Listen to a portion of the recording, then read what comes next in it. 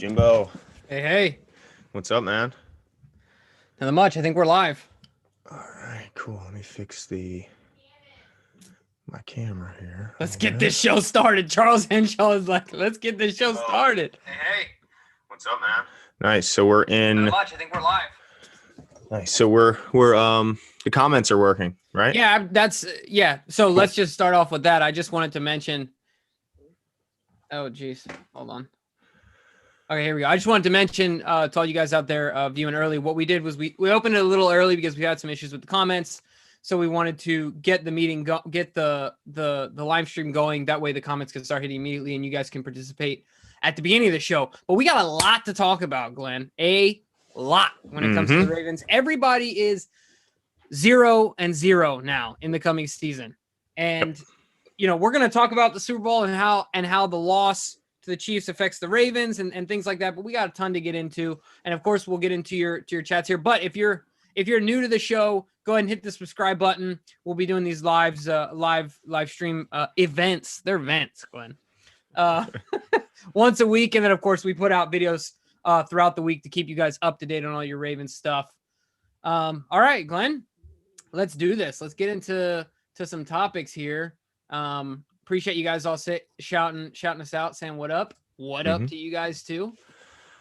Yeah, what's going on, Phil? I gotta get this. There it goes. Okay, I can see the chat now. Okay, what's going on, everybody? Please, I know we're rolling. Put your questions in the chat, and we'll get to them. But I wanted to start somewhere, Jimmy, that kind of piqued my interest a little bit. Was after the Super Bowl.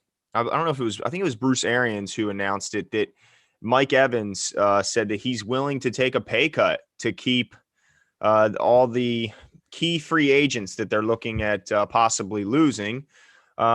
He wants to take a pay cut to keep the band together. Now, my question to you, and just for people who don't know, some of those free agents are Shaq Barrett, Chris Godwin, Leonard Fournette. Who am I forgetting, Jimmy? You can say Chris Godwin twice. Yeah, I guess so. And Shaq Barrett, really. Yeah, honestly. But my question to you is, Jimmy. AB, Gronkowski. Oh, yeah, AB and Gronk. Yeah, absolutely. Do you think this was just, Mike Evans was riding the high of coming off a Super Bowl win and he's feeling good? He's happy that he's with a winning team now. He's, Mike Evans was there when they were doing a whole lot of losing. Okay. So maybe do you buy into it, or do you think he was just in the euphoria of winning the Super Bowl? I buy into this, that he's willing to manipulate his contract in a way that frees up cap space. I don't think he's going to take a literal cut, which is what usually happens. People always praise players for taking cuts. Guys, I just want to let you know that it's not less money. It's manipulation of the cap space 9 out of 10 times. Not every time, right? But 9 out of 10 times it's let's take from, let's rob from Peter to pay Paul. And so let's work with the circumstances that have been provided to us. Instead of saying, okay, we're gonna give you a base salary, which goes towards the cap, they do something in a upfront bonus. So the guys get more guaranteed money. I say all that to say, I think that he is willing to manipulate his contract in a way that could be advantageous to the team, but take a literal cut. I don't know. I mean, what's your take on it? I mean, I always look at was it Draymond Green's quote from a few years ago when asked how they're going to keep it together. He said, "Look, a couple million isn't going to change my neighborhood." Okay, right. Mike Evans is still going to be just fine living in a very large home in a beautiful neighborhood. But I guess the question is, how much influence from the outside is there? So I'm sure there's a few players that feel, that they've made enough money and that they want to help, keep some key guys around or sign some new key free agents. But the question is, how much outside influence changes the minds of these guys? And that outside influence can be from their agent, who wants more money for himself, who wants more money for future players. That inside or that outside influence could come from family, friends, who are hoping you get more money and that trickles down. But I mean, I always think it's cool when I hear about a player willing to take a little bit less to help out the team, as long as they use that money accordingly and don't, pocket it or give it to, someone you're not happy with. But if they bring back one of his teammates, I think it's pretty cool. I think it's it's nice to hear, but it's kind of a wait and see for me. I got to see it happen before I'm willing to give him too much credit.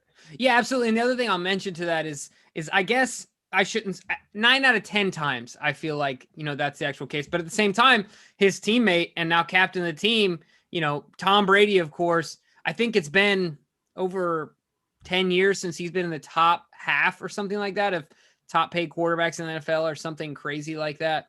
Now he's good. I know he's making plenty of money off the field, and his wife is like 10 times, more valuable than him as far as net worth. Yeah, she makes money.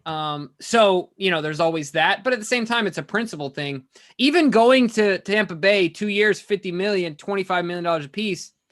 Think about Deshaun Watson's deal at $39 million, and think about Tom Brady's deal at $25 million. Not saying the taxes play a role in this as well, right? Your state income tax. But at the same, but at the same time, you think about Deshaun Watson. They're both in Texas and Florida. Neither of them have state income tax. Yeah, true. So you know what I mean? That now, if you're talking about California, it's a totally different ball game. But I think either way, there are instances where it happens. But I don't know if that will be enough. That might be enough to keep a Gronkowski, maybe. But I don't think I think Godwin and Barrett are out the door.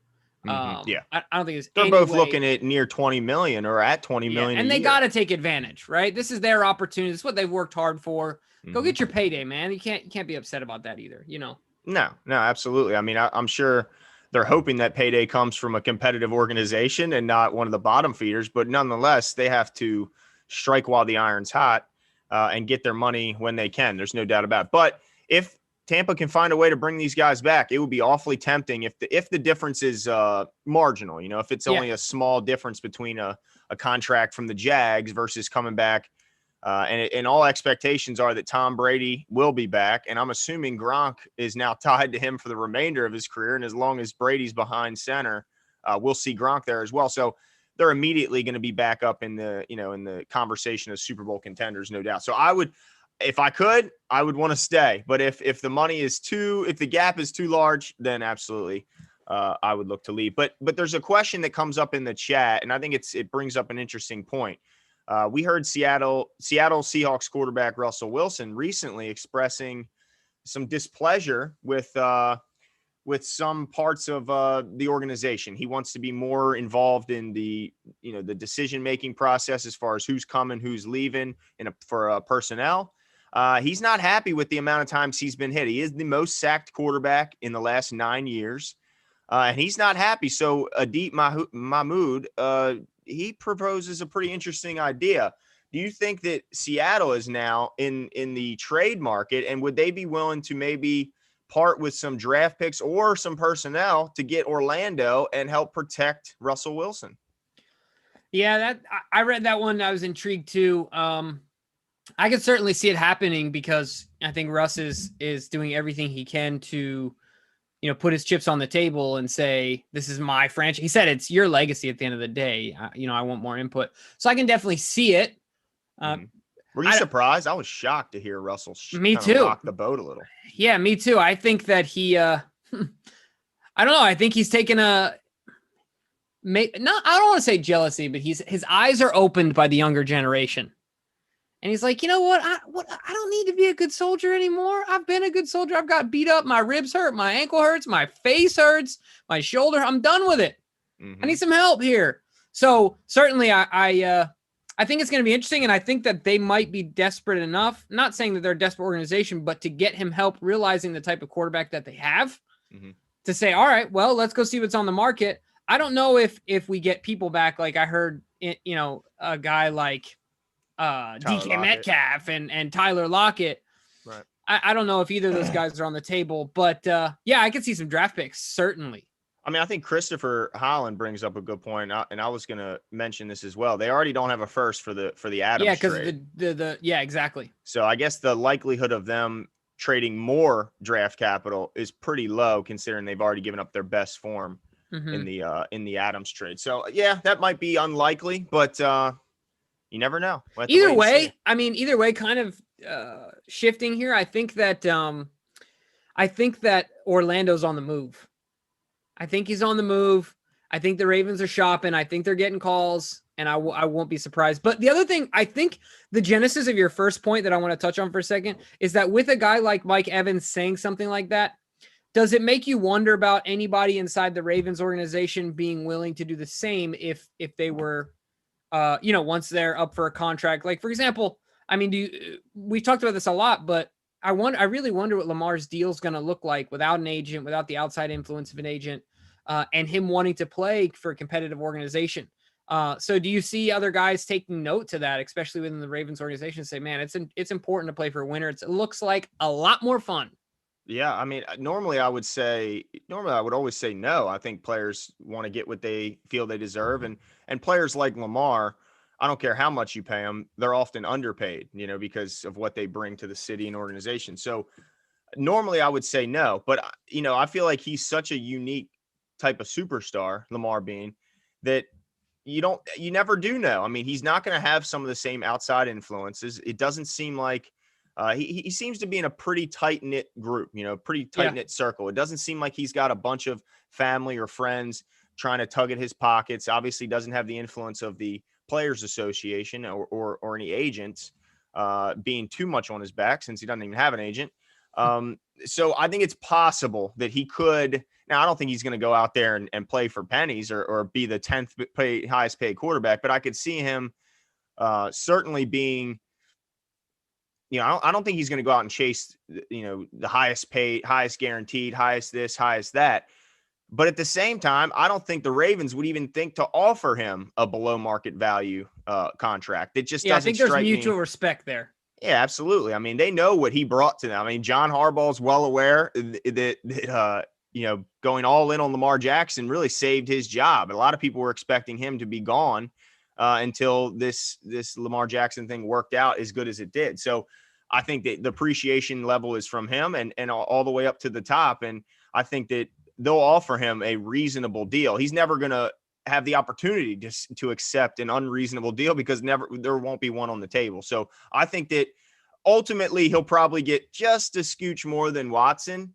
But at the same time, I wouldn't be stunned if he ends up being the third highest and gets a little bit less than Watson to help keep Hollywood, help keep Andrews around. It's possible. What do you think? Yeah, or who knows? Maybe somehow Orlando becomes just less like committed to left tackle. Yeah, just like Michael Scott says, he goes from disgruntled to gruntled and decides to stay with the team. But you're right. I mean, there's a number of examples of guys that we need to extend now or in a year or two. And then later on, as time goes on, and Lamar's deal will affect that for the next 10 years. I mean, whatever Lamar is getting paid will certainly have an impact on that. So that's definitely a topic worth discussion. But there's something else I wanted to talk to you about here, Glenn, and it has to do with Lamar Jackson, our quarterback. And I want to get your guys' takes here on this one as well. One of the things that I thought was so hard for me to watch the Super Bowl because every time I saw Mahomes suffer, I was happy, right? But then I saw Tom Brady flourishing, and I'm like, ugh, this is no better, right? Like, it was just difficult for me. But I did think about this about halfway through the game. I said, well, the one thing that we know what Tom Brady is, he's the GOAT.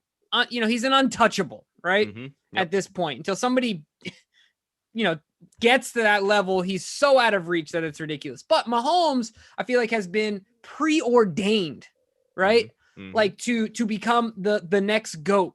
People laud at the feet of Patrick Mahomes. And I've hated that for years because I think he's doing everything he should do as a superstar quarterback in a great system. Mm-hmm. Not that he's not great. I'm not discrediting anything. But what I'm trying to say is that with this loss, do you think that this opens the door to some younger guys to say, what if next year I run the gamut and I go win the Super Bowl, right? And then, think about it. Lamar Jackson would be 25 years old, Super Bowl under his belt, and an MVP under his belt. Then is Patrick Mahomes still Pat and then all the other young quarterbacks? No, I don't think it's fair to say that anymore. So my question is, do you think some of these young guys are like, all right, this coming season is my chance to, stake my claim in the history of quarterbacks in this new generation of quarterbacks? I think that's probably more for fans and us to talk about, but I do think as a team they have to think, like, I don't know if it changes how they feel as individuals, but I do think it changes how their optimism going into next year if they can come out of the AFC. I think that you got to feel better about coming out of the AFC when you just see them get blown out. Look, I mean, there's no doubt about it. They got held to 9 points. Nobody thought that was possible for this Chiefs offense to be held without a touchdown over a 4-quarter game. They just didn't think it was possible. So I think it encourages people that, look, they're not unbeatable. This is not a team that is, always puts up 25, 30 points a game and can't be stopped for 4 quarters. So I think it just gives everyone else confidence. But absolutely, I agree from like a fan's perspective. I think that absolutely this shows that it's not just him and then, everyone else, just according to the young guys. Obviously, if you put, total career out there, he's not there yet. But as far as that young group of young guys being Watson, Lamar, Mahomes, I guess Kyler Murray, I guess I would throw him in that group. I think absolutely they should feel, but that's a big if though, Jimmy, is if somebody has to go win a Super Bowl, because until they get a Super Bowl, and as much as I love Lamar, he's as close to Mahomes, obviously with the MVP and all the success he's had. But until you get a Super Bowl, he's still right now the king of the young guys, in my opinion. Well, let me ask you this as a follow-up. During the game, after the game, the next day, all of Ravens flock was up in arms on Twitter. Yeah. And they were talking about, and they were memeing pictures of Mahomes, with that dead look in his face, just looking defeated and not looking excited, sitting on the ground, and then putting quotes from Tony Romo and all these other guys that were considered to be built-in excuses. Like I heard turf toe about 1,000 times as soon as they started losing. So Ravens flock was not happy with the difference in treatment between when Lamar gets beat up in a playoff game and when Mahomes gets beat up in a playoff game. So my only question is to you, what say you about that? Is that overblown? Are fans being whiners, or is there something real to it? What's your take there? Well, I think it's hard to, as a Ravens fan, come off as anything but a whiner in this category. I just don't know how. I mean, I was thinking about, could we do a show about it? But I was thinking, how can we not come off as whining Lamar fans? And I don't know how we could. I think the big difference is just that they've been to the pinnacle. They've been to the top. And so, he's been a Super Bowl MVP. So it's hard to, he gets more leniency, unfortunately, than Lamar and the Ravens do, because they've done it. They've won. And honestly, I mean, they made it to another one. So not only did they win one, but they were this close. Obviously that game wasn't a very close game, but they got as close as you could get to winning a second one and winning back to back. So I think it's just like the narrative of Lamar can't win a playoff game is now dead. I think if they were, if the Ravens were able to win a Super Bowl, then all that crap will go out the window, and he would start getting that benefit of the doubt that we saw Mahomes getting. But yeah, I mean, I was a little bit surprised he won the first MVP, because I thought it should have went to the running back. I believe it was Williams, who had, I think, 2 touchdowns in that game, the first game. But I get it. That's what quarterbacks do. They get, Joe Flacco won MVP. And in my opinion, I thought Jacoby Jones deserved MVP that game. Not to say Joe didn't play well. He absolutely did. But, I felt like Jacoby deserved to win MVP and didn't. Because to this day, he still holds that record for all-purpose yards in a game. Yeah, and they were such monumental plays, huge plays. But I get it. He's a quarterback. So when you have a Super Bowl MVP under your belt, you get a certain amount of leniency, and only one game of poor play, I don't think spends all that leniency up. I think he still gets more with just one bad performance.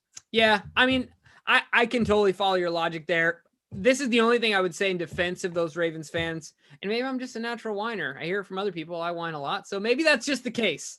But this is what I will say. I don't consider it whining. I consider it defending my convictions. Okay. And go one ahead. One of the things I think is that people want Lamar to be bad because to fail because it looks different. And if he wins his way, it would mean that they are wrong. Mm-hmm. It would mean that all the things that they believed about the quarterback position have been turned over upside down on its head, and they're absolutely wrong. That's why I've said this before. Doctor said your heart will literally explode if you try and run a sub 4 mile.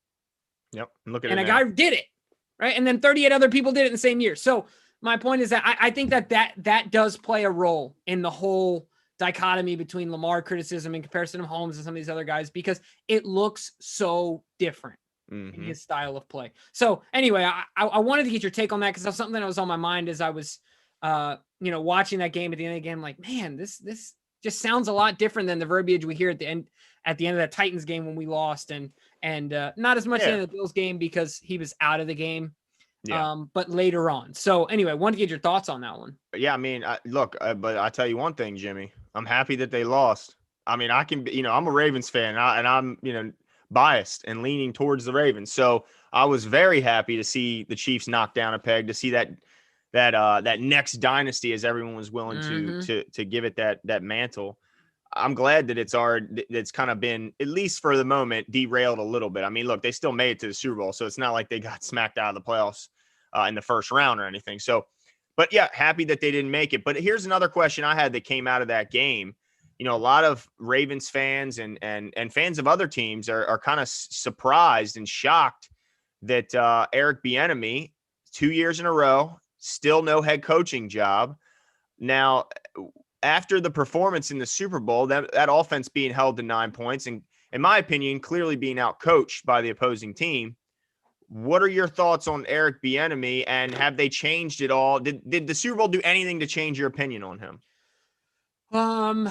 They didn't sway my opinion a ton because I've said this before. He's Icarus, right? Like, he's way too close to the sun, and he's paying the price for it in that he's too close to Andy Reid. But the only thing that did on Saturday before the game, what did change my opinion, was that in that fourth down call in the AFC Championship game, Eric Bieniemy, between the offensive staff, the coaching staff in general, and Andy Reid, in deciding that call, and Eric Bieniemy said 0 words and had 0 input. They played the audio from the mics, and he said nothing. Andy asked him nothing.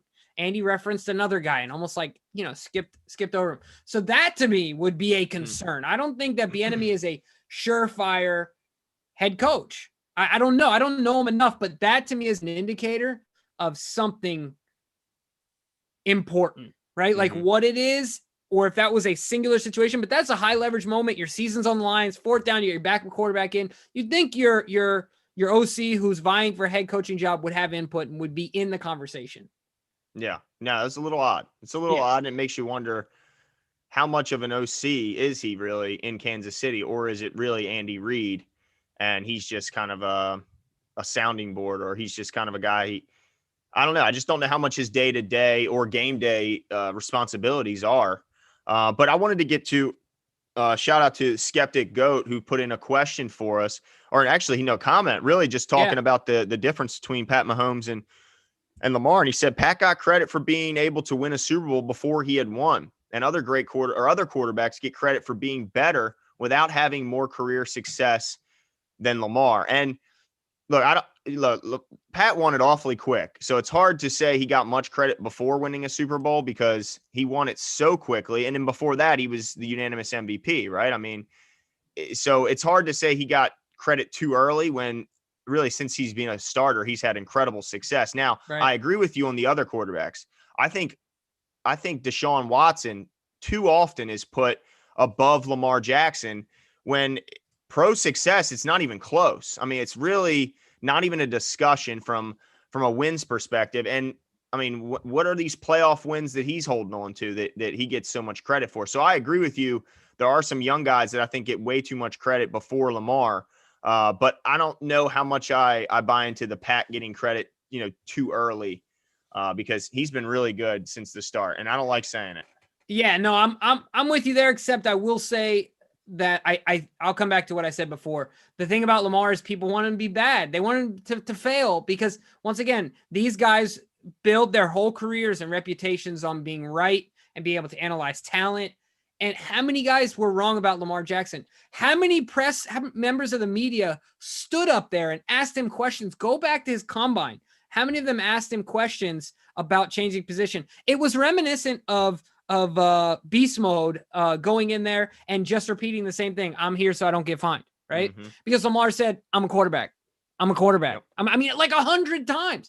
So I think it's all about the way that it looks, and Lamar's so unique. That is the reason for all that criticism, because people want to be right. We all want to be right. Yeah. I mean, I'll be open and honest. I was nervous about Lamar Jackson when they ran him 27 times in his first start, and I hardly saw him throw the football. I was like, all right, what do we got in this kid? Because I knew he could run, but I didn't know what else he could do at the pro level. I mean, since game 3, it only took me 3 games to be all in on this kid because he's a winner, period. I just think he's an incredible talent. But either way, people don't want to be wrong, especially when their names behind their statements. I mean, look how much Bill Polian has been raked through the coals because of what he said about Lamar, right? Yeah, it's hard to find him nowadays. Yeah, I mean, it's almost like he's gotten stomped out, right? Like not literally, but like his opinion has been, minimized. Yeah, so no I think that's what it has to do with. Yeah, absolutely. I just hope that he can eventually, just same as last year, silence some more critics, as he did in the Tennessee win. But it's going to be a long wait until then and a lot of work to be done to get there. But also wanted to bring up the early odds, Jimbo. There's early odds out right now, and the Ravens are 16-1 favorite to win the Super Bowl. That's the 5th best odds in the league behind, let's see, the Chiefs, the Bucks, the Bills, I believe, and the Packers, if I'm remembering correctly.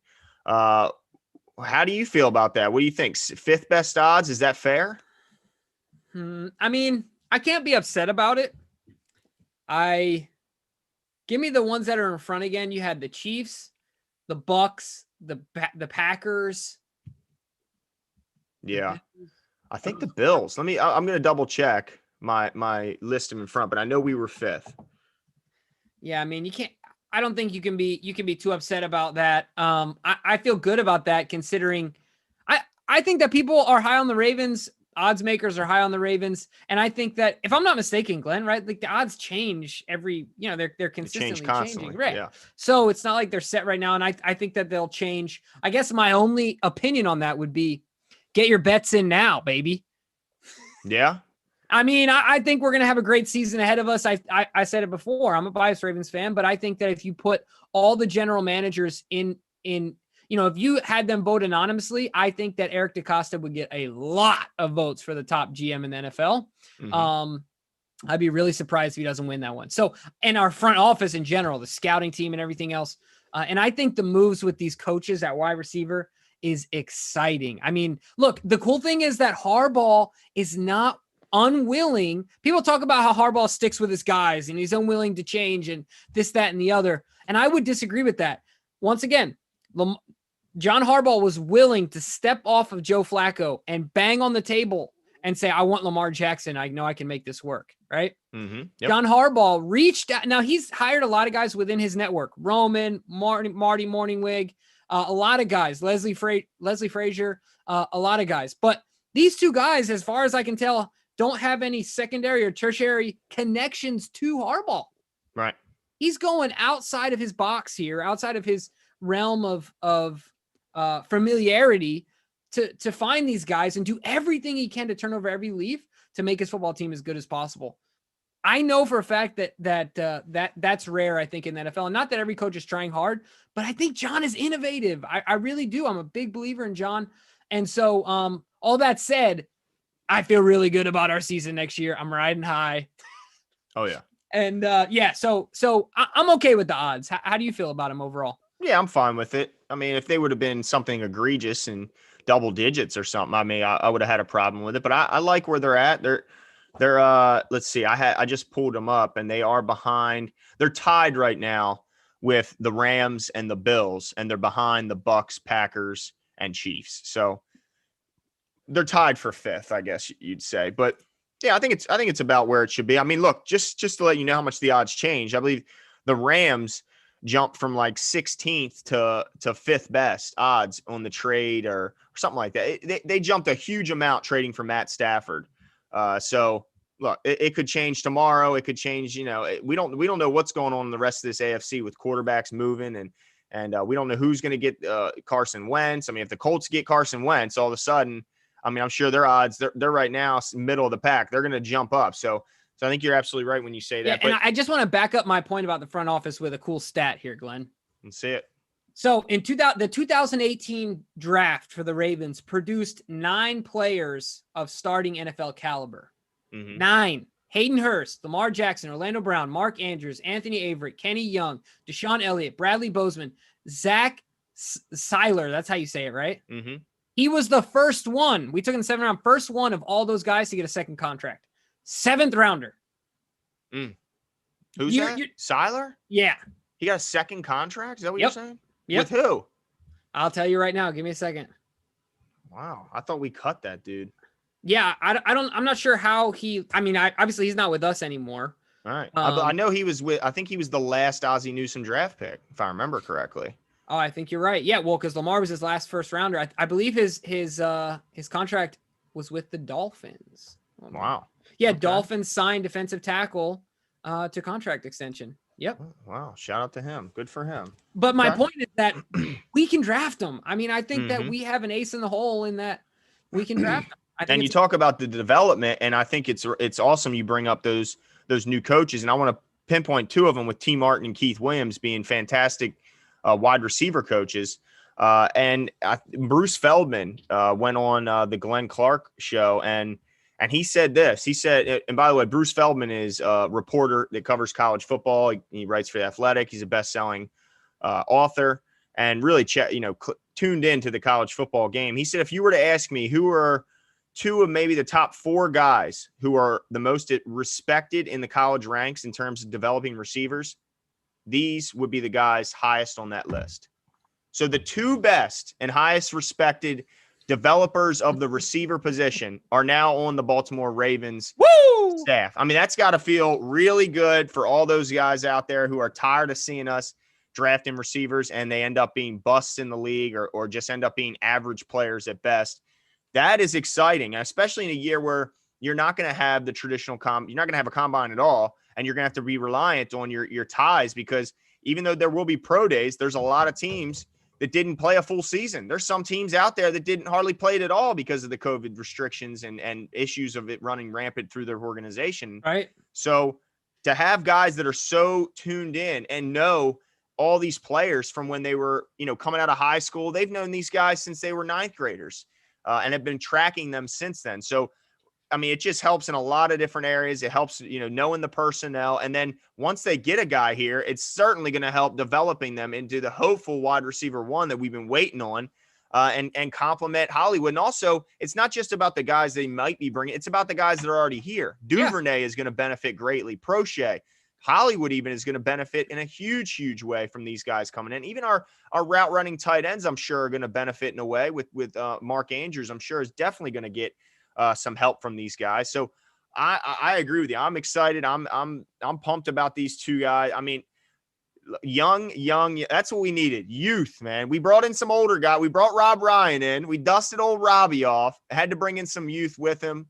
So that's pretty cool to see. And as Lindsey Taylor mentioned, Hollywood, apparently, I didn't see the tweet, but apparently he's excited about these 2 new guys. And that's always good to hear, right? Yeah, absolutely. And just like her question said, you kind of already answered it, how much of an impact will have on Hollywood Brown. I think a huge impact on Hollywood Brown. And then on top of that, one thing that came to my mind when you were talking about this, obviously, if I'm not mistaken, it's T. Martin, the one that's kind of the guru, right? And has been a personal wide receiver coach for a multitude of these guys around the NFL. Well, the other one's the coach for Keith Williams is Devontae Adams, receiver coach. And then is it T. Martin that's worked with Sammy Watkins and Tyreek Aguilar? Yeah, right. A bunch of guys. How much do you think that in a roundabout way, this could have a positive impact also on free agency? Oh, absolutely. I mean, I didn't think about that initially, but certainly I think that's something to consider, because say, oh, I'm working with T, I'm working with Keith. Awesome. Let's get it. Yeah. You know what I mean? So him, I think and then exciting. Also his son is the Clemson receiver, Amari Rodgers, who's about to be a top pick in this upcoming draft. So, hey, you don't have to look too far, but it would be nice to, man, if you bring him in, you know he's going to be straight and narrow with his dad on the roster. But also, I think people forget, this guy was, the heir apparent behind Peyton Manning at Tennessee. This guy is a former NFL quarterback. This guy has got credentials. But, anyway, enough on those guys. Yeah. Unless you have anything else. No. I see that there's a lot of people talking about the Orlando trade. So we still a lot. Yeah. So I want to get back into that. And I got to ask you, Jimmy, before we get into possible trades, how when I'm watching that Super Bowl, I tell you what, I was a lot less into and a lot less or a lot more hesitant to be going and moving the stud right tackle that is Orlando Brown when I saw Pat Mahomes running for almost 500, or was it over 500 yards or almost 497 yards, all behind the line of scrimmage, if I'm not mistaken. I mean, that is just absolutely insane. He was running for his life against primarily a 4-man pass rush. So I know they were banged up and they didn't have their starters, but how did that at all change your opinion or your willingness to move on from Odell or from Odell? Oh my God. Everybody saying OBJ got me saying Odell. How much more hesitant are you to move on from Orlando after seeing all that? I mean, 29 pressures on Mahomes is a Super Bowl record compared to 2 or 4 for Tom Brady. All right. Do you really want to get rid of our right tackle when we're this close to a Super Bowl run? Right. So this is honestly your question. I thought about it, but at the end of the day, it didn't change my opinion because I just mentioned to you that we drafted 9 starters in one draft. Pretty incredible. Yeah. And so I feel good about us drafting. And then on top of that, as soon as the trade deadline is passed, we get nothing for a guy that we are not re-signing. Nothing. Well, you get a comp. No, that's true. So he'll probably get a third rounder. To what we could have gotten, I mean, it will pale. I'm assuming it will pale in comparison to what we could have gotten. So, no, I still think it's going to happen. And part of it might be, look, Orlando, you want your wish? That's fine. Let's get a deal that works. Let's get with your agent. Let's get on the phone and let's get a deal. It might be part of out of respect thing if that's what he really wants. Yeah. I mean, if you really want to leave the Ravens, like where you're comfortable, where you're home, where you grew up, and where we've had successful seasons since you've been in the league, that's fine. But so if that's what you want, we respect you enough to respect your wishes. I don't know. I think he's going to be on the move, though. I guess is my answer at the end of the day. I understand the trepidation after that Super Bowl. It's like, you know what I mean? Do I want Tyree Phillips over there or DJ Fluker and Shaq Barrett just bearing down on him every single play? But I don't want him gone. I know he wants, but look, he's a relatively young guy. I know he's a grown man and all that, but he's a relatively young guy. Maybe there could be some veterans. I mean, we've seen a countless number of veterans come to Baltimore from other teams and rave about the difference in Baltimore and how they love the organization. Countless players are retiring as Ravens despite being only here for a couple of years and being at their previous organization, much longer. So maybe someone might be able to get into his ear. If it's really not about money, because I get, they get on average $5 million more a year, the top 5 guys, and there's only 6 right tackles out of the top 25 highest paid tackles in the league. So I get it, but he's saying it's not because of money. It's only because of playing out his and his father's dream. I mean, oh man, I don't know, man. I guess it's because you don't want to discredit someone's dream. It's such a hard, but at the same time, if it comes down to blocking in the Super Bowl and your right tackle is a turnstile, it's going to look really bad. If it costs you a big, or if not even the Super Bowl, if it costs you a second round, third round win, or makes you have a loss in the divisional because your right tackle can't block. Oh man, it's so scary. Honestly, I hope that they can smooth things over and that he stays here for at least one more season and possibly 2 more seasons by maybe franchise tagging him next season if the Ravens come up just shy again and they feel that they're that close, because there's just no guarantee you can replace him. And I don't want to see Tyree Phillips at right tackle after the performance he put on last season. I just don't. I wish Zeus could just throw a lightning rod down. You know what I mean? And just communicate with him somehow, like, hey. But if his communication was you're second best on the right side. Yeah. That's tough, man. That's really tough. That's just tough to get it. It's tough to gauge he said what's most important, but at the end of the day, when he looks back on his career, it's really tough to say what he will think is most important when he's retired in his 40s, hanging out with his kids, doing those sort of things, thinking, man, if I could have been on that Super Bowl team, instead of playing left tackle, I would have preferred to do that or anything. Not saying that, I'm not guaranteeing we're going to win the Super Bowl or anything, but there aren't too many teams. As you said, we're 5th best. So there aren't too many teams as far as odds go that are in front of us, and Vegas usually doesn't get it wrong too often. No, not very often. Now, but let's say that they've decided, they talked to him. There's no making him happy as a right tackle. He's fed up. He wants to be a left. They're obviously not moving Ronnie Stanley from left to right, not after the success he's had, not after that price tag that they put on him. So, what would you say is a market value for him, a fair market value, when you consider that if he leaves as a free agent, it's likely that we would receive a third round compensatory pick. Right. So it's got to be north of that if you're getting him on. Yeah. No, I saw a couple people in the chat say a second and a third, and I say no. To me, the floor, the starting point is a first round draft pick. When you're talking about a Pro Bowl right tackle, I want a first rounder to start. And we can have some conversations if we're going to, if I'm going to add another player, you're going to add another, whatever, because with Laramie Tunsil, they had some secondary parts behind the meat of the deal with players involved. If we're going to get to that, we can get to that. But the floor to me for his market value, if you're talking just draft picks, certainly a first round draft pick. I mean, that's where you start. Yeah. And maybe even, like you said, a first and a third. Like if we're getting a third, a first and a third. Yeah, I agree. I mean, I think people suggesting multiple first round picks. I just remind you that only 13 players have ever been dealt in the history of the league for multiple first round picks. Now, 5 of those did happen fairly recently with Khalil Mack. It's trending that way. Yeah, Tunsil, Jalen Ramsey, Jamal Adams, and then most recently Matt Stafford.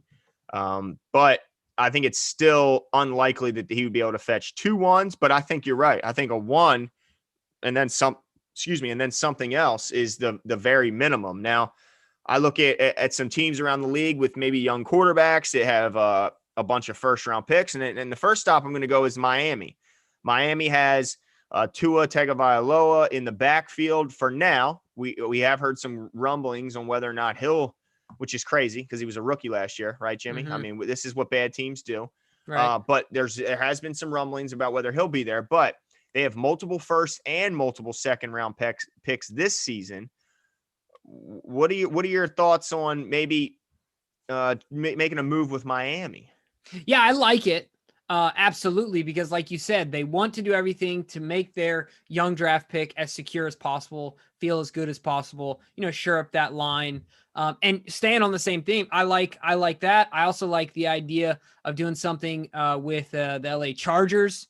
They have another young guy under center, who another commenter, I can't remember your name, pardon me, but that's a guy that they're gonna want to make feel good and give time back there under center, especially because that kid really pushes the ball down the field with more time.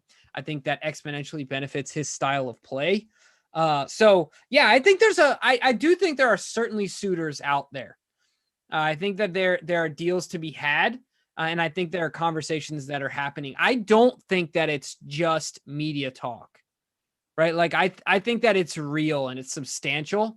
But I also see your point, Glenn, where Eric DeCosta is like, I've been here before, man. I've been in the Ravens organization for years and years and years. Trust me, you're not the first upset one. You won't be the last. But one thing I know, in business and in sports, winning solves everything. Mm-hmm. If you got a disgruntled salesman, he probably ain't selling crap. Right. So what do? You help him sell more. All his problems generally go away, right? I feel like it's the same in sports. Winning solves everything. So it's really interesting to me because I think there's substantial interest and I think there are conversations being had. But like you said, I mean, our history is not just to say, okay, you're unhappy. That's fine. Okay, we'll trade you. No, we're going to do what's best for the team every single time, no matter what. So I can see both sides of the coin there. And I think you tend to lead towards more the school of thought that is like, look, man, we drafted you're playing really well. We're going to keep you where you're at, and we're going to be the best team that we can be while this window's open. I feel like, though, when you look at last year with Hayden Hurst, and by the way, I want to shout out to Hayden Hurst before I continue because he's doing a bunch in the, as far as the mental health, people struggling with their mental health. He's doing a ton of that. I saw a clip pop up of all the numerous people thanking Hayden Hurst for his honesty and his willingness to speak out about issues surrounding mental health. So shout out to him. He's doing big things off the field and on the field. So shout out to him. But talking about him specifically is they kind of granted his wish last year and traded him when he clearly wasn't happy, and they knew they weren't going to be able to re-sign him. So, I wouldn't say it's outside the norm for the Ravens to do this kind of stuff. I mean, so look, if he comes to Eric and says, look, I'm just not happy being a right tackle. I know that was kind of the deal when I got brought in with Stanley being over there. But it's just something I've always wanted. Is it much different? I mean, I guess it is much, but it's kind of like, with Lamar, he didn't want to do the speed because he didn't want to be confused with any other position with quarterback. Now I get offensive line, right side or left side isn't quite like, going from quarterback or wide receiver. Absolutely. But if we're respecting that, should we give same amount of respect to him wanting to play that specific position? I think ultimately the Ravens will. But as the skeptic Goat brings up again, he brought up the right tackle in the divisional round was struggling.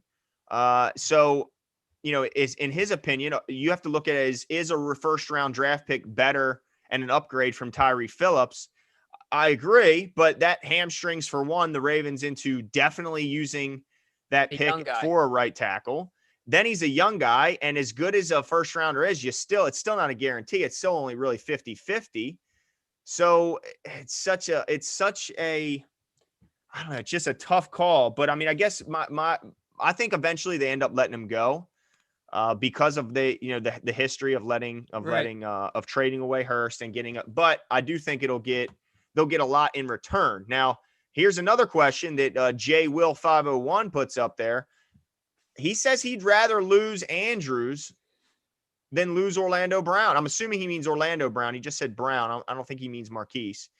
So how do you feel about that? Would you rather take the money you were going to give to Andrews and give it to Brown and maybe pay him as a left? No. I know everything starts and ends with the offensive line. I get it. But I feel very confident in this statement. And like you said, Glenn, shout out to J Will for the 501 for the comment. But I feel very confident in the statement I'm about to say. I don't think there's any other team in the NFL that relies upon and asks more of their primary tight end than the Ravens do of Mark Andrews. He is far and above our biggest red zone target.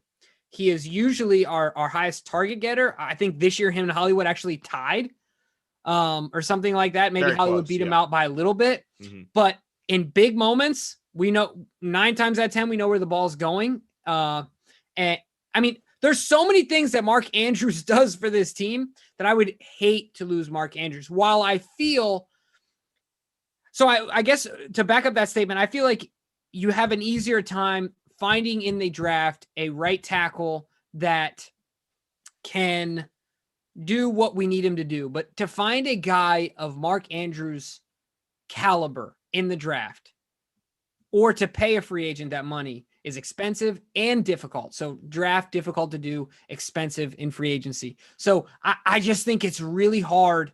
To me, I'm only who are you putting in front of Mark Andrews? Travis Kelce, right? You putting George Kittle in front of him. Who else are you putting in front of him, like, confidently? A lot of people would say Zach Ertz, but Zach Ertz has had some injuries. And I wouldn't either because I don't think that he's super excited about being a blocker, where Andrews isn't the greatest, but he's got physical gifts that Zach Ertz doesn't have in his size. I don't know. So to me, he's easily a top 5 tight end and maybe a top 3. I don't agree with that at all.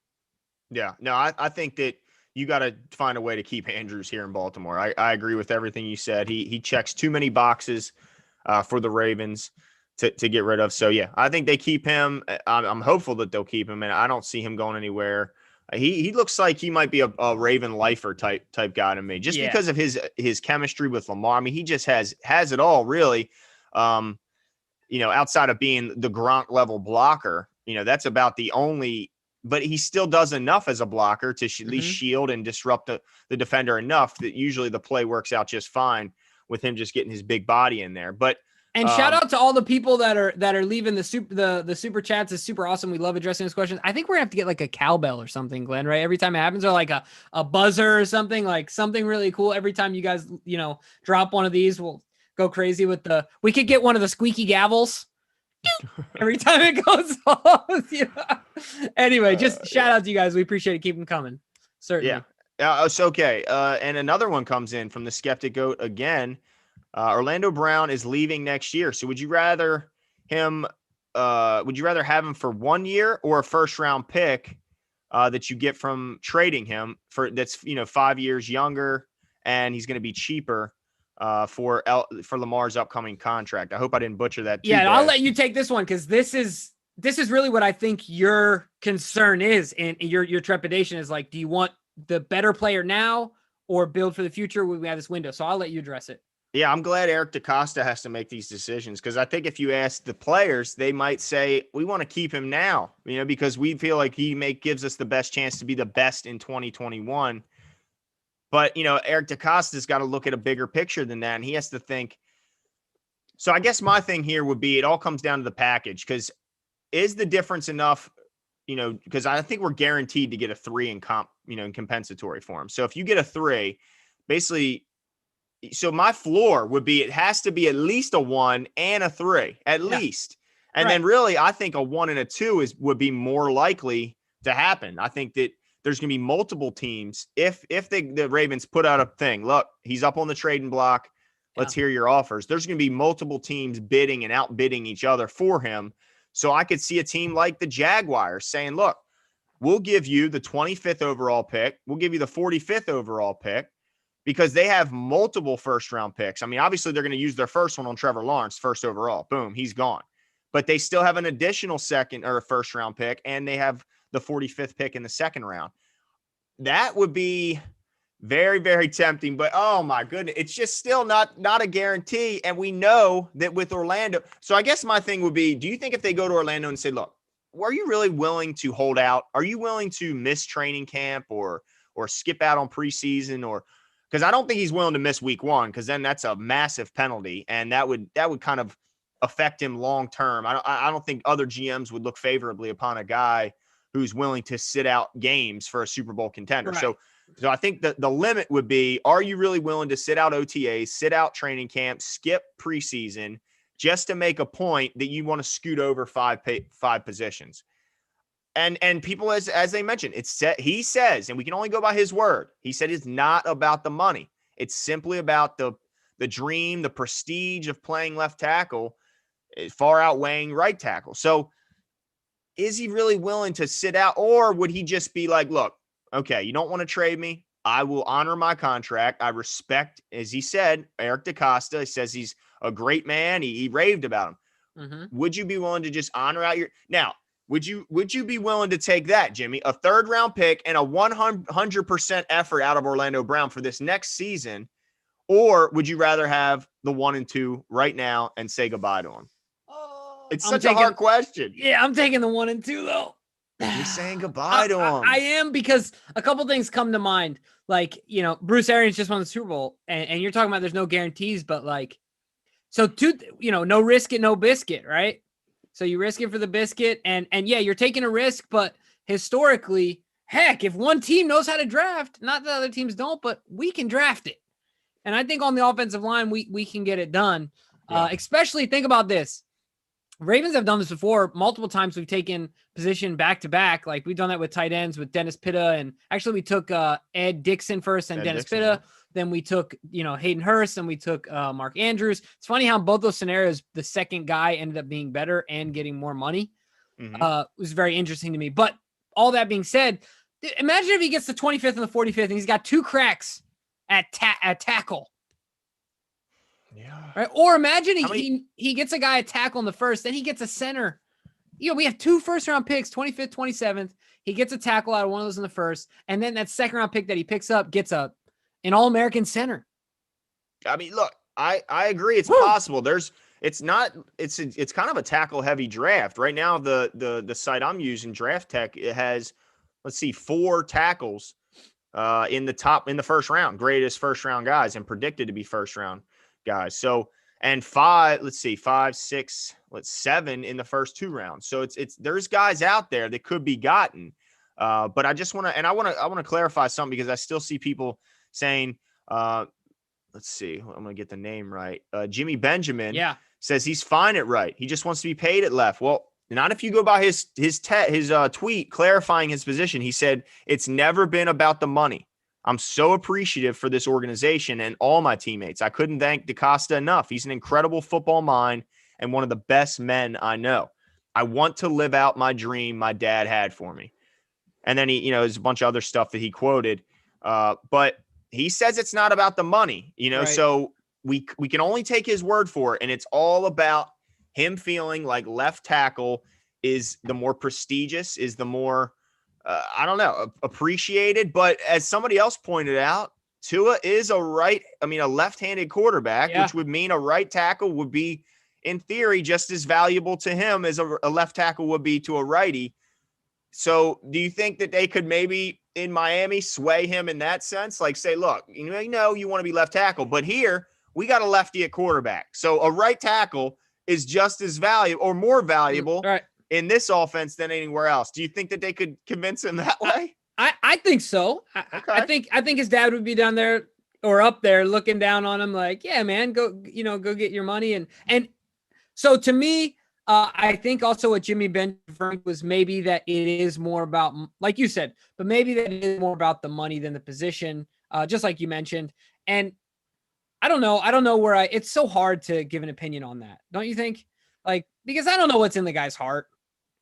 We don't. I mean? We can only. That's why I say we can only go by what he's saying. If he was being silent, then we could, like when he just said I'm a left tackle, then we could guess a bunch of stuff. But after he comes out and clarifies and is attaching articles from when he was in high school, and it's got quotes from his own father talking about, why because he felt when he was in the room that he was second best to the left tackle. As good as he felt he wanted his son to be better. Well, he was second best to J.O. I mean, but who isn't? I mean, right. I don't care who's in the room with him. There's no shame in that. No, you know what I mean? It's like saying I'm second best to Babe Ruth. All right. Well, you're pretty dang good. That's right. Like, you know what I mean? Nothing, no shame in that. But sir, I agree with you. It's hard to say that it's just about the money. Right. It's really hard to say that, and we can only go, just like you said, we can only go by what he's saying. But I think it is fair to say that if somebody comes with a 1 and a 2, man, he's going to be out of here faster than, I don't know. What, Jimmy? I'm making you come up with something. Faster than a lost driver in Cherry Hill at 2 a.m.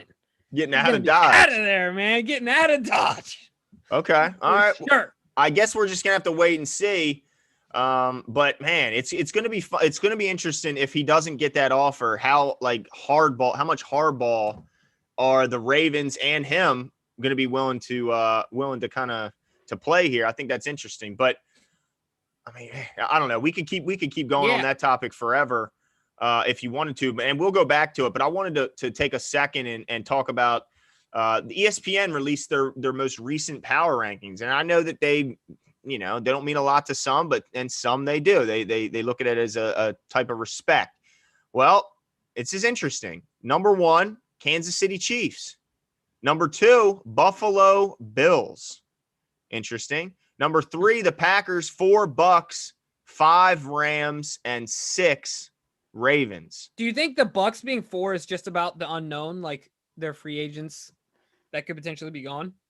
I guess so. Yeah. I mean, I guess if I was to take issue, if I was a fan base of any of these teams, Tampa would probably have the most issue, especially if you're going to put Buffalo ahead of them. If you had them at 2, or I mean, maybe even 3 behind the Packers, okay. But even though they did just beat the Packers, I mean, I think I'd have a problem if I was the Bucks being any lower than 2. Because I think that most of those guys, those key guys, are expected to return. I think Godwin's gone, Barrett's gone, but other than that, I think all the rest will return, and they can have a chance to defend their title. But here's my biggest question: what are your thoughts on the LA Rams being at 5 over your Baltimore Ravens? Did the addition of Matt Stafford and getting rid of Jared Goff really move the needle that much for you? Look, I've said it before. I think this goes back to the podcast days. That puts a real bee in my bonnet. All right. Because Matthew Stafford, all people have done is insulate him with excuses upon excuses upon excuses. Look, we could go back and list all the weapons that Matthew Stafford has had. Yeah, he's never had a 1,000-yard rusher, if I'm not mistaken. Right? Never. Goodness gracious, he had a decade with Calvin Johnson. Come on, man. He's a first ballot Hall of Famer. Like, he's had some good tight ends. He's had some good weapons up there. He had you're telling me right now the Ravens wouldn't take any of their top 3 receivers? Oh yeah, I mean Cooper Kupp is old Bobby Woods. No, I'm talking Bobby about the Detroit Lions when Stafford was there. Yeah, well when they had Galladay, Marvin Jones, right. I mean they got some weapons, but here's that they don't have near the defense that the Ravens or now the Rams have. To me, it's about the front office. The front office is the issue. I don't think it's about talent. But the point for me is that that does bug me because I think that the Ravens are a more well-rounded team. I think Stafford is still a question mark in how fast he will, I guess they're putting a lot of stock in McVay. But, yeah, I'm frustrated as a Ravens fan. I think that's lousy. I just do. Okay. I mean, I know that they had a fantastic defense in LA. I mean, correct me if I'm wrong, they were the number 1 defense when the year was over, and they have 2 of the very top players in the entire league on the defensive side. The number 1 guy, and I think it's not even debatable, in Aaron Donald. And then they might have the second best one in Jalen Ramsey right behind him. I know you kind of have your issues with him, but so I think they have a great defense. And after this year, it was hard for me to say anything. And I do think this will be the first year that he has a 1,000-yard rusher with Cam Akers in the backfield, who really turned it on at the end of the season. And so I think that they're going to be good. They're going to be good. The biggest question for Stafford is, can he be healthy? Now, he has a great offensive line in front of him. He still has that left tackle, Whitworth, who is just an absolute statue out there. And it's hard to get by him. Every year he's in the top, 3 in pretty much every statistical category as a left tackle. The guy's a pass blocking machine. So you'd hope that they'd be able to keep him healthy. But man, I mean, that's a lot to give up, and a lot banking on Matt Stafford being the guy, because if he goes down, I mean, you're back in big trouble again. But I guess you got to make a move, but it was just shocking to me to see them have now, because I think Goff was their 2016 first-round pick, and they don't have another pick till 2024 in the first round. So that's 8 years of nothing now in the first round. It's so mind-boggling as a Ravens fan, and it's just so opposite of what we see here in Baltimore, that, man, that's a lot to give up. But I guess I could see why people would be high on them, because if they stay healthy, if you look at their pieces, if they stay healthy, they are going to be tough. But yeah, I mean, I'm not too upset with 6. I think 6 is okay. When you look at the guys ahead of them, I think it's fair. Yeah, the only one I have a bone to pick with is certainly the Rams. Not that they're not good, but I think that the Ravens can.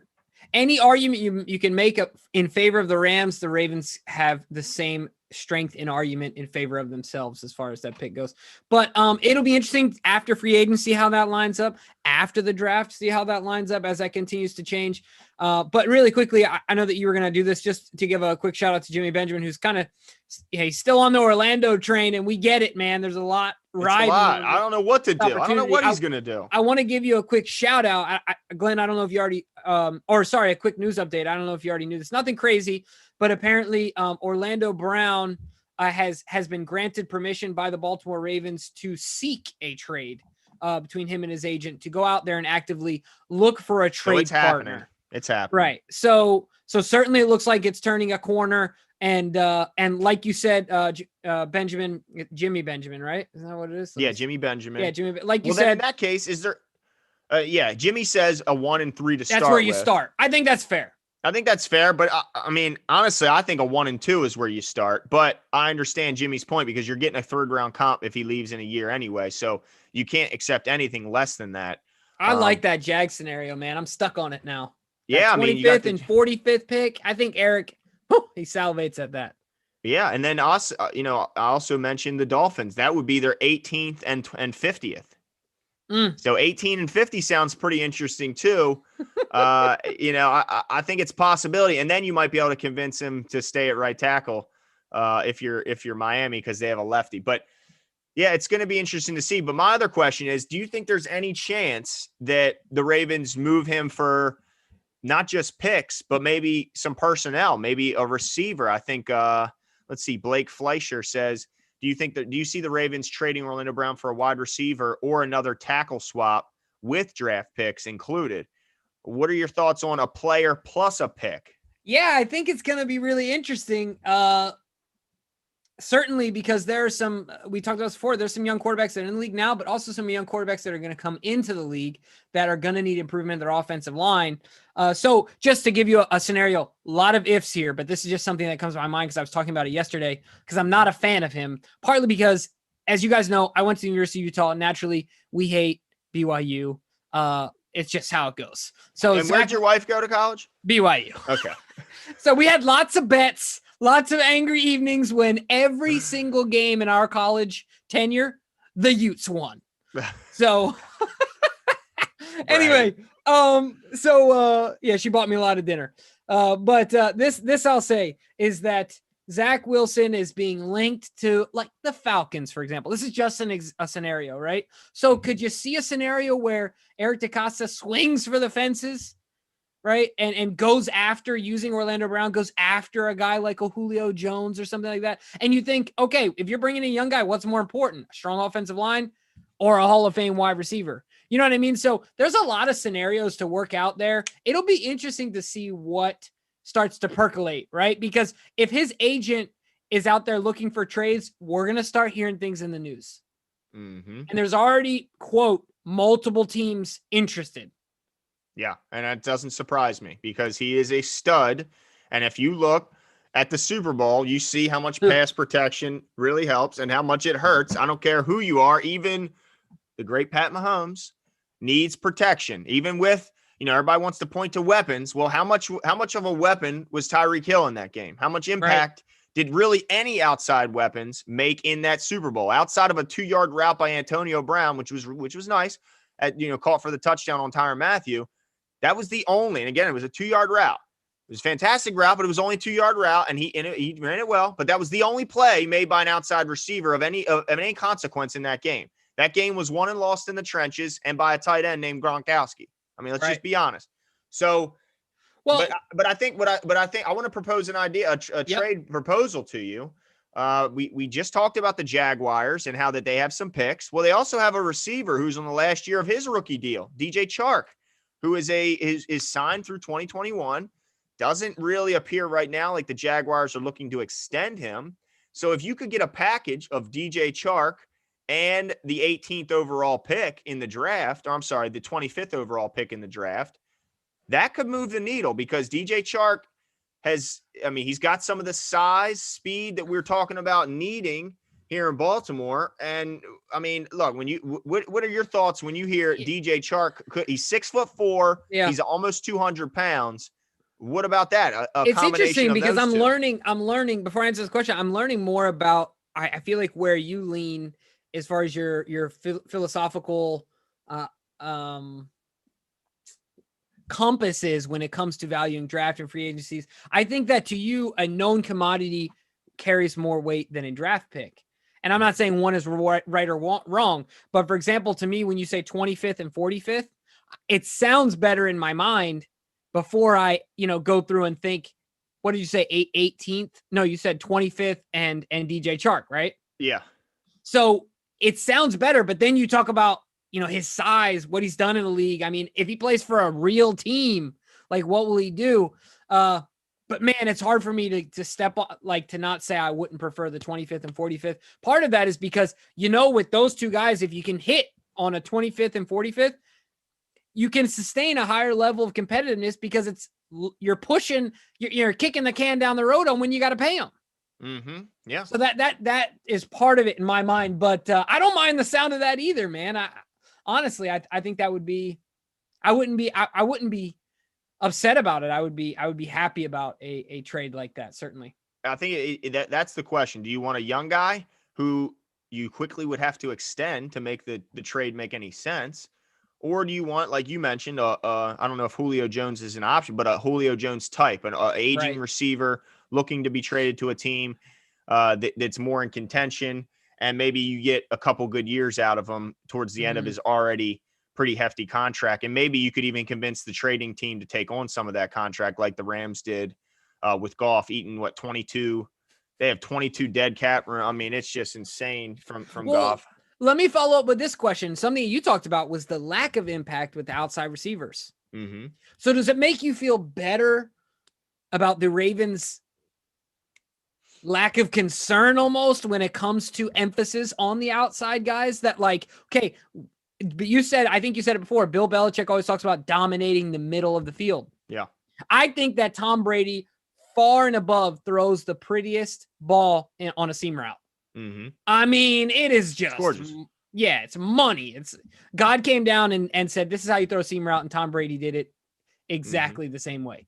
So my point in saying that is that does it provide you a little bit of comfort in knowing that, look, maybe the Ravens are onto something in spending more money on tight ends and working the middle of the field more, and maybe not getting caught up in the outside game, because at the end of the day, dominating the middle field is priority number one. I don't know, that came to my mind as you were saying it. I was like, this kind of bodes well for the Ravens train of thought. I think what this does is it reinforces the fact that I don't think the Ravens have, or any chance that the Ravens are attacking one of the higher priced free agents. And I think you can really just look at the depth chart now and kind of making a reasonable assumption, because Hollywood's not going anywhere. That's one. Boykin's not going anywhere. That's two. Duvernay's three. Prochet four. So I'm already at the four, and it's just the young guys. They typically keep 5 or 6 tight or wide receivers. So say they keep 6. You're going to assume they're going to have a veteran in there somewhere, right? So whether that's veteran is bringing back Snead, Des Bryant, or adding an aging guy like AJ Green, or bringing in I know a lot of people are hoping Corey Davis, who seems like that next tier from the top tier, the Allen Robinsons, who we have no chance at. Galladay, I don't think we have a chance at Marvin Jones, although I think he'd be a little bit lower than those top guys. But let's say they bring in look, all I'm saying is if you already have 4 guys, are you hoping they draft at least one, Jimmy? Yes. 1 receiver. So that's 5. Yes. So I think last year they only kept 5, but let's say they keep 6. That's 1 receiver spot open if they only draft 1. But I think we argue and we're hoping they take multiple they're gonna take shots. 2. Yeah, they're going to take lots of shots, right? So if they take 2, there's no room for a veteran. There's just no room. So 2 words, Glenn. What's that? Zach Ertz. Yeah, now there is room in the tight end room. There's no doubt. Lots of it. So I think that I think that people have to just do a quick count on the numbers game. There's just not a lot of room unless you're willing to get rid of Miles Boykin. Now, I mean, you're not going to have a whole lot of arguing from me, because I'm not a big Miles Boykin guy. I think he plays so much smaller than he actually is. He's just a guy that people always point to his block. Well, we can find a blocker. We can find a wide receiver that can block her. Can we find one that can go up and get a 50-50 ball? Can we find a guy that can attack the ball at its highest point? Because that's something that, despite his size, Miles Boykin does not do. Yeah, absolutely. So if you keep 6 receivers, Jimmy, I don't know where you're going to fit. Are you telling me you're not drafting any? Is that? I mean, that's what I think people have to remember, is that there's only a certain amount of roster spots on this team. Yeah, and I think with the acquisition of the new coaches, the chances of Boykin making a move to like tight end have decreased, in my opinion. I think they're going to say, let's get the most out of him, give him every opportunity to succeed in his position, unless he absolutely like proactively pushes the issue. But imagine this, you're talking about awesome hypotheticals. At the 27th pick, we get a what's considered to be a blue chip tight end, and we sign a guy like Zach Ertz, really double down on the tight end position. That'd be a lot of fun to see. I mean, those 3 tight end sets, would be an absolute blast. And could you imagine just walking out on the field with a first round tight end, Zach Ertz, Mark Andrews, Nick Boyle? No big deal. I mean, no big deal. Like, goodness gracious. Well, that would be an embarrassment of riches in that case. If they can get Zach Ertz, I don't think they spend a top round pick on a tight end, because I think then you have 4 really good tight ends. I don't know if, I mean, even in this offense, to use 4 really good tight ends, especially when you're paying Boyle what you're paying him, you'd have to find a way to get that equal value out of that contract, and as well as Zach Ertz, because he's not going to come play for. Here, I got your answer though. We stick Boyle in a basement with a weight room and like a dumb waiter with a ton of so we can send him down food. You mean we'll let Orlando walk. We'll put Nick Boyle down in a basement with a weight room and like a dumb waiter, right? So he can get like food sent down to him, and we'll let Orlando Brown walk, and we'll just put him at right tackle. Oh wow! Put on some weight, No, I'm totally kidding about that. No, and can we? You mentioned that they had 7 on the roster. You're right, but that was after some injuries. When they broke camp, I mean, correct me if I'm wrong, Jimmy. I think they only broke camp with 5 Oh, I think you're right. Yeah. because they kept an extra running back. We kept 4 running backs this year, where the previous year there was Yeah. only 3. So I'm not so sure. I'm pretty positive they only kept 5 breaking camp. Now, absolutely. After injury, a lot of these guys, like you mentioned, Chris Moore, they play multiple roles, special teams being a big one. So you can have guys, but my point was that when they broke camp, it was 5. At the most, it was 6. And I think Bruno is right. Pitts, the top tight end, the top tight end. I don't think he'll make it to 27. Yeah.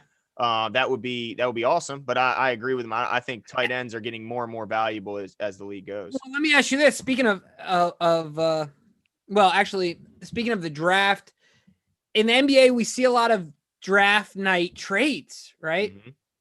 What if the Ravens, it would be interesting and fun to see, definitely fireworks to see them wait till draft night to leverage a guy like Orlando Brown to move up if a guy like Pitts starts to fall or gets closer, or like, you know what I mean? To hang that out there. So who knows? The Ravens might wait and hold on to him till teams start to get a little more antsy, start to, get a little itchy and scratchy, and then the board starts to fall. And anyway, right tackles are coming off the board, or their guy's gone, or, whatever, a guy gets injured. You don't know what's going to happen. So it might be, obviously up to that moment, it might be up to the Ravens to a certain point. It might be to their advantage to wait a little bit and see how desperate teams get as either the draft gets closer, who gets hot in their seat first, right? Well, I mean, I agree in theory. I think it typically, I would be shocked to see Orlando Brown here anywhere close to the draft, because most teams want to shore up all their holes and know exactly what their roster looks like leading into the draft,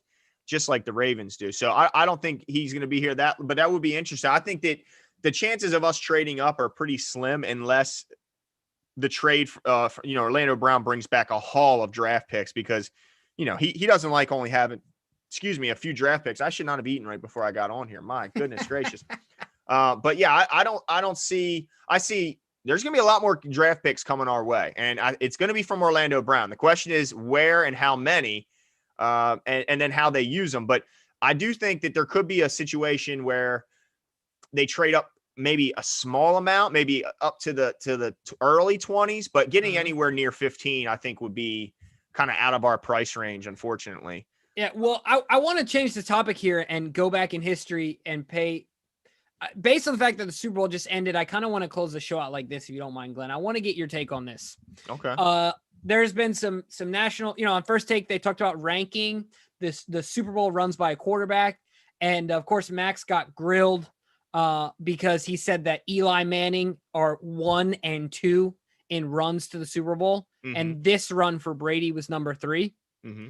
I don't care what your order is, or, but this is my question. Where does Joe Flacco's run to the Super Bowl rank in your mind? Like, I know I'm kind of catching you off guard here, but, just kind of thinking about it, because to me, this, but if I'm not mistaken, only quarterback to throw 11 touchdowns and 0 interceptions in NFL history.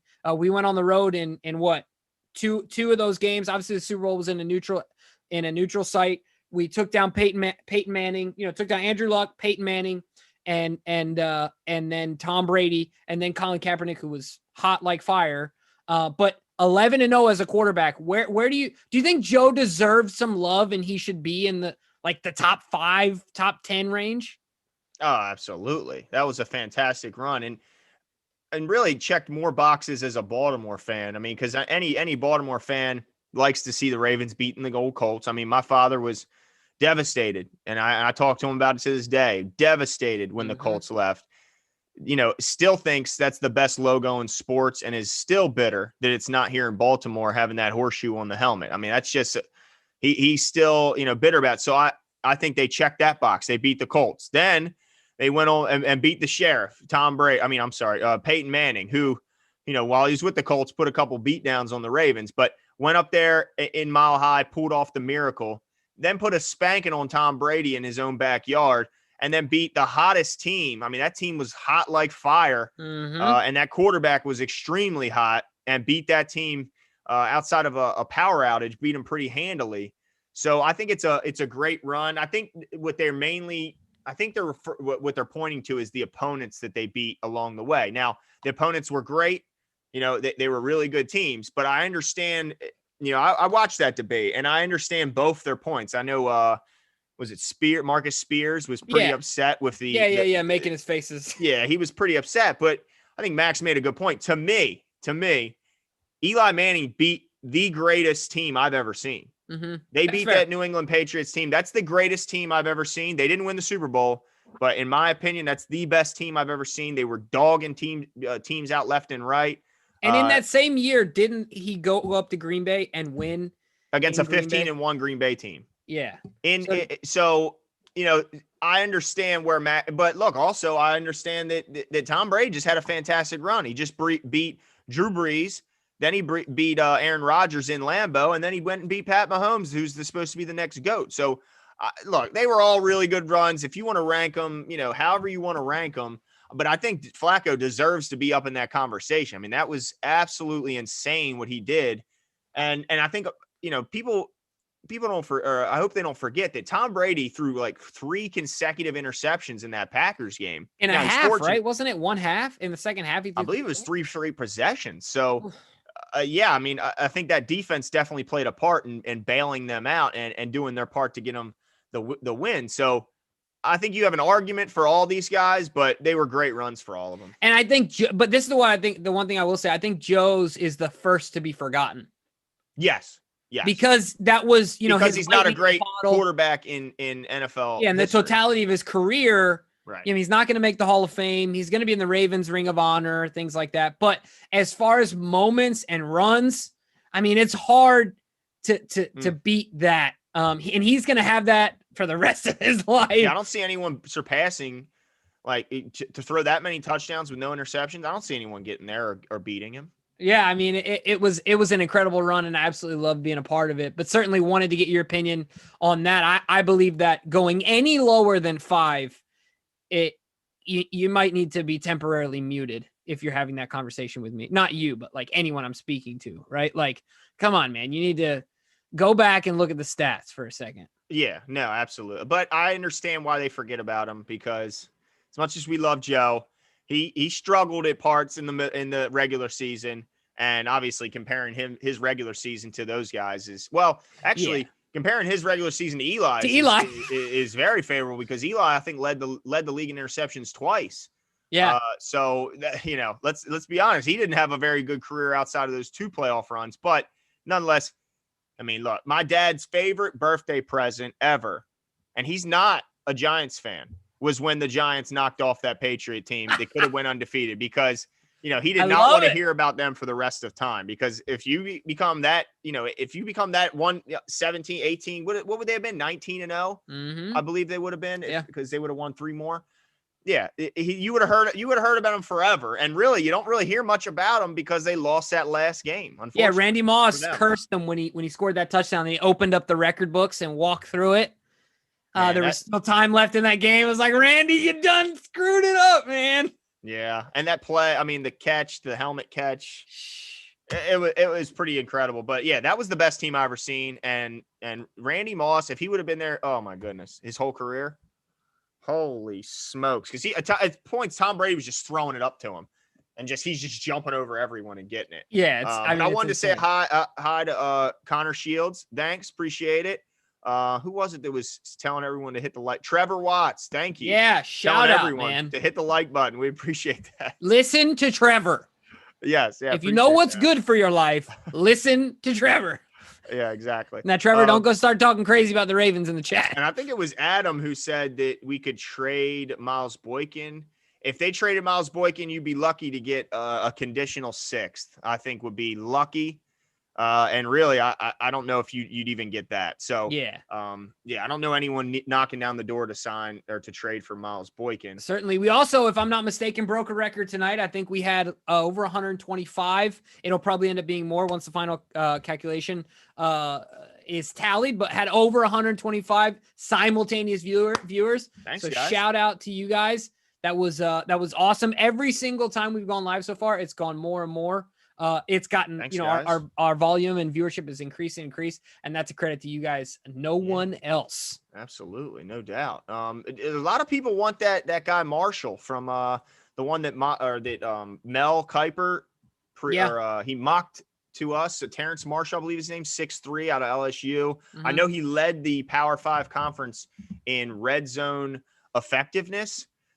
So yeah. Now, I saw a CBS. I mean, that would be awesome, but I don't know if he lasts that long. I saw a CBS, not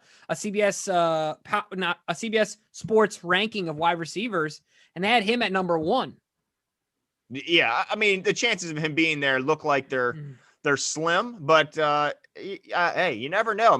Mel's pretty good, man. Mel is, especially when it comes to Baltimore, he's pretty good at nailing at least the position. He might not always get the guy, but he tends to get pretty close on the position of who we're going to get. Now, I do see another person bringing up Boykin moving to tight end. We mentioned that earlier in the offseason, as soon as the season was over. I think if Boykin wants to have a career in this league that lasts longer than the average, I think he should consider it. I mean, he's got the frame for it. He's 6'4", 225 coming out. I think it's reasonable to say he's probably 230 now with the NFL weight conditioning and all that. I don't see a reason why he wouldn't consider that unless he doesn't feel his frame can handle the weight. But look, his straight line speed was impressive coming out. So even if he loses a tick or two there, he's still going to be a mismatch nightmare for any linebacker and a lot of safeties out there. So, and with his size, if they can at least turn him into a blocker with the effectiveness similar to that of Mark Andrews, then he could do that, still be oftentimes lined out wide or in the slot, and occasionally be asked to come down and help block and at least be a shield to get in the way. I mean, I think you agree that at this point in his career, he should be open to any and all suggestions. Yeah, absolutely. I've always been taught as a kid, one of my favorite coaches when I was growing up playing soccer, said he would always say, if any coach, when you're going to try out for any team, says, what position do you play? Any position you want, coach. You know what I mean? Like, I think he's at that point in his career where he can't be picking and choosing. Yeah, he's got to figure out how he can get on the field, how he can get productive, how he can prolong his career and increase his value. That is what it's about right now for Miles Boykin. Now, like I said, though, with the acquisition of Keith Williams and T. Martin, I think it decreases the chances of something like that happening unless it comes from Boykin and his camp. And I think what they're going to do is give him every chance to develop as a receiver with these guys. I think they're going all in on Keith and T. And they're going to see what happens. Are they already working with Boykin? Do they already got him? I mean, does T. Martin already got a hold of Miles Boykin? He's running the route tree right now. Yeah, anything that he can do within the rules of the collective bargaining agreement, absolutely. I think certainly, and all these guys, I think they've hit the ground running, and I mean, because Miles Boykin, if he can step up, man, would be a huge. And it's a big upgrade. But I will say this to his credit, or I guess not to his credit, but in his favor, he didn't seem to really get it, or the light didn't go off at Notre Dame until his final season. So maybe he's just one of those guys that takes a little bit to get accustomed to the game, the speed of the game, and that maybe he comes out next year and he's ready to ball. But honestly, I have to see it to believe it. Go-Man mentions he made a couple of nice catches. I mean, I think everyone points to that high throw that he snared in the end zone, but I'll remind everyone that was an instinctual play where if anyone has played sports, when you get out of your own way in your head and just let your body take over, usually you make so that ball was rocketed too high from a short range and he had to go up and get it. So it's almost like his head was out of the play. Not also to mention that he didn't have any contact on that play. There was no defender smacking at the ball. He was by himself. So, yeah, he made a nice catch, but, it's too often where he waits for the ball to come down to his level. He's a basket catcher. He doesn't go and attack the ball at the highest point. And that bothers me because that's what he was brought in here to do. And honestly, I would trust Hollywood on a jump ball far more than I would Boykin, despite the fact that Boykin's nearly a foot taller than him. Yeah, it's crazy to think about that. And then on top of that, with a guy like Boykin, I think this year, look, and he, what's his name? Sorry. Go-Man mentioned it. He caught a couple nice catches. Like you said, the key word there to me is couple. You know what I mean? Like, I think he had one more catch than the previous year. So he had 14 catches or something this this year. I can't remember Yeah. what the exact number was. Nothing of really significance. Yeah. So I don't know. I don't know if there's enough there for me, but it's definitely going to be interesting. Now, I want to end the show with this, and you guys as well. Let us know. Did you see the comments from Matt Judon about the Titans taking the loss? No, I didn't. Yeah, he said they're bad winners. We gave them a taste of their medicine, and they were crying about it. Mm-hmm. What do you think about the shots fired from Matt Judon? I like it. I want to see more beef in sports. I'm done with this. I mean, look, I get that you have friends from college, from high school, from the neighborhood when you were younger. But I like to see a little bit of fire between teams. I'm all for the revival of the rivalry between the Titans and Ravens. And I agree with them. I mean, these guys, look, they were getting all the respect. There was never shots being thrown from the Ravens to the Titans. And then they had to come in and dance on the logo, wipe their feet on the logo, whatever they were doing on our logo, and then go at our coach. No. And that's where the respect ended right there, because they did it in a way they didn't look. All they had to do is let their game do the talking. They were already at the top of the hill, looking down on the Ravens. They came in and punched the Ravens in the mouth the previous year. So they should have let their play do the talking for them. But instead, they had to go jawing. They had to go dancing on, wiping their feet on the logo, and then disrespecting coach, which we can see was a big, big mistake, because the team then rallied around him. And even Lamar Jackson brought up in the post game, we remember what y'all did to coach. And that's why we didn't shake your hands, because y'all disrespected our coach when we weren't around. He was out there by himself. We didn't even know what was going on. And all of a sudden we're getting drugged by the media saying, why was your coach your only tough guy? So they took offense to that. So no, I agree with them. I think that they were sore winners, because they could have taken they could have been like, yeah, we beat them. Why are we even?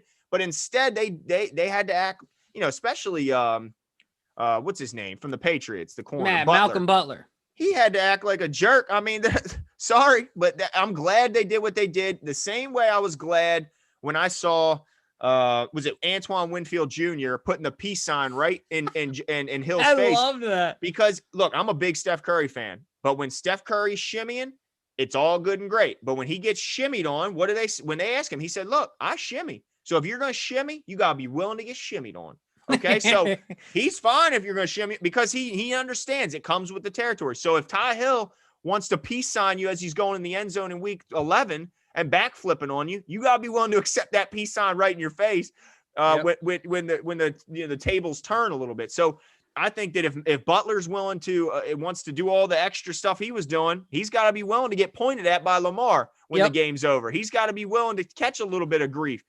That you get what you sow. What is it? Reap what you sow. What you sow. Yeah. I'm gonna see your quote, and I'm gonna up it here. I think you'll remember this one. One of my favorite quotes from Marshawn Lynch. He said, "Look, I know I'm gonna get got, but I'm gonna get mine more than I get got."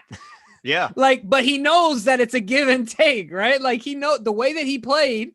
Mm-hmm. He knows he's gonna take some licks. Yep. He's gonna dish out a lot more than he takes, but that mentality is absolutely what it needs to be, right? Like, if you're gonna dish it, then you got to take it. If not, like, for example, Kawhi Leonard says nothing to no one. No, he does, and that's why when Draymond Green, I believe he felt as though Draymond early in the year kind of hit him with a hard foul and undercut him a little bit. Normally Draymond is pretty quick but even with Kawhi, with a guy like Kawhi, it kind of seemed to like shock him. Like, all right, maybe this guy's got a point, because this guy don't normally run his mouth. So maybe I better chill out. But you're right. Yeah, if you're gonna talk, you got to accept it back. There's no doubt. If you can't stand the heat, get out of the kitchen. Right. So exactly right. Anyway, we could go on and on about the Titans, but absolutely, we had a blast tonight. We appreciate you guys coming out, supporting the show. Thank you very much. We're looking forward to next Tuesday. I know as well. Tomorrow we're gonna put out a couple other. We're gonna hop on here, put out some other videos about the Ravens. Give you guys some updates. Keep you up to date on some important dates coming up, things to look out for. Get you guys prepped and ready for this awesome offseason. But want to give you guys a shout out one more time. Thank you, Ravens flock. We will talk to you